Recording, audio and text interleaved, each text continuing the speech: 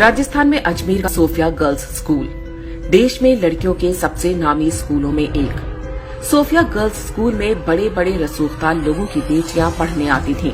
राजस्थान के कई आईएएस और आईपीएस अधिकारियों की बेटियां भी यहीं पर पढ़ती थीं। शहर में रहने वाले एक लड़के ने स्कूल की 9वीं क्लास की एक छात्रा से दोस्ती कर ली। छुट्टी के बाद वो छात्रा लड़के के साथ घूमने फिरने जाने लगी। लड़के ने छात्रा की अश्लील फोटो खींच ली। इसके बाद जो कुछ हुआ वो देश में अपराध के इतिहास में एक काले अध्याय की तरह दर्ज है, लेकिन आज भी भारत में इसके बारे में बहुत कम लोगों को पता है। ये घटना है वर्ष 1992 की और इसे अजमेर सेक्स स्कैंडल के नाम से जाना जाता है। सोफिया कॉलेज की 9वीं क्लास की छात्रा से दोस्ती करने वाले युवक का नाम था फारूक चिश्ती। उसका परिवार अजमेर के ख्वाजा मोइनुद्दीन चिश्ती की दरगाह पर खादिम का काम करता था। फारूक चिश्ती अजमेर युवा कांग्रेस का अध्यक्ष भी था। छात्रा को प्रेम जाल में फंसाने के बाद फारूक चिश्ती ने उसकी अश्लील तस्वीरें लेनी और फिर ब्लैकमेल करना शुरू कर दिया। पहले छात्रा का यौन शोषण होता रहा, फिर उससे कॉलेज की दूसरी सहेलियों को लाने को कहा गया। एक के बाद एक लड़कियां इस जाल में फंसती गईं और इज्जत बचाने के लिए वो अपने साथ दूसरी लड़कियों को भी लाती गईं। कुछ से तो उनकी भाभी और बहनों को लाने को भी कहा गया था। पहले एक लड़की, फिर दूसरी और फिर तीसरी। बहुत जल्द ही इस गिरोह के जाल में लगभग 200 से अधिक हिंदू लड़कियां फंस चुकी थीं। अब पुष्ट दावों के अनुसार लगभग 250 लड़कियां गिरोह के जाल में फंस चुकी थीं। ये लड़कियां किसी गरीब या मध्यम वर्गीय परिवारों की नहीं, बल्कि अजमेर के सबसे रईस परिवारों की थीं।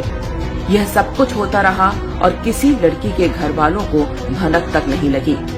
यह मात्र संयोग नहीं था कि सिर्फ हिंदू लड़कियों को ही निशाना बनाया गया, मुस्लिम लड़कियों को छुआ तक नहीं गया। जिन लड़कियों से बलात्कार हुआ उनमें से अधिकांश 10वीं और 12वीं क्लास में पढ़ती थीं।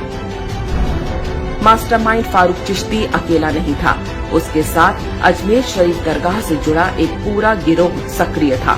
उसके मुख्य सहयोगी थे नफीस चिश्ती और अनवर चिश्ती। ये दोनों भी युवा कांग्रेस के नेता थे। बहुत संगठित ढंग से उनका गिरोह अपना काम करता रहा। मजहबी और कांग्रेसी संरक्षण मिला हुआ था, इसलिए डरने की वैसे भी कोई बात नहीं थी। अजमेर के ही एक फार्म हाउस पर यह काम बड़े आराम के साथ चलता रहा। लड़कियों को लेने गाड़ी जाती थी और बाद में उन्हें घर तक भी गाड़ी से छोड़ा जाता था। बलात्कार के समय उनकी फोटो खींच ली जाती थी ताकि वो किसी के आगे मुंह खोलने की हिम्मत ना करें।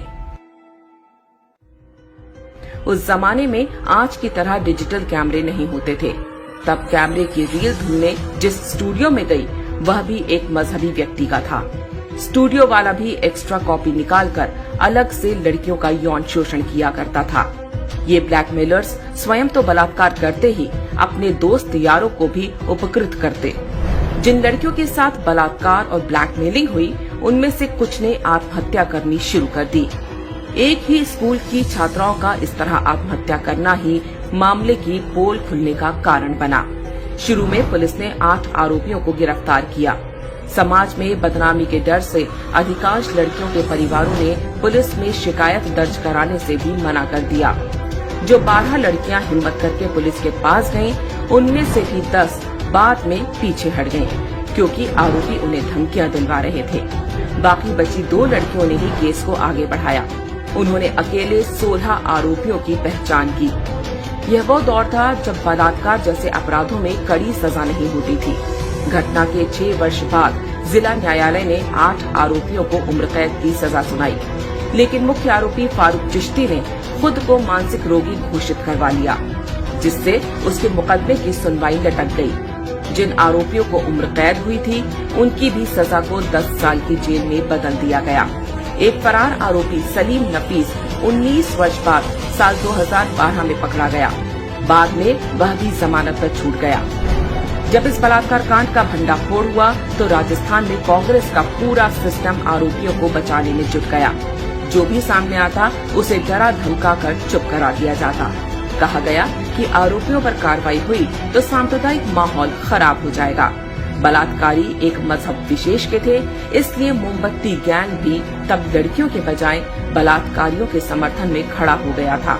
सबका प्रयास यही था कि देश के लोगों को अजमेर की ख्वाजा मोइनुद्दीन चिश्ती की दरगाह की आड़ में हुए इस घिनौने और बर्बर कांड की कानों कान खबर न लगने पाए। उन्हें चिंता थी कि इससे दरगाह पर आने वाले हिंदुओं की संख्या कम हो सकती है।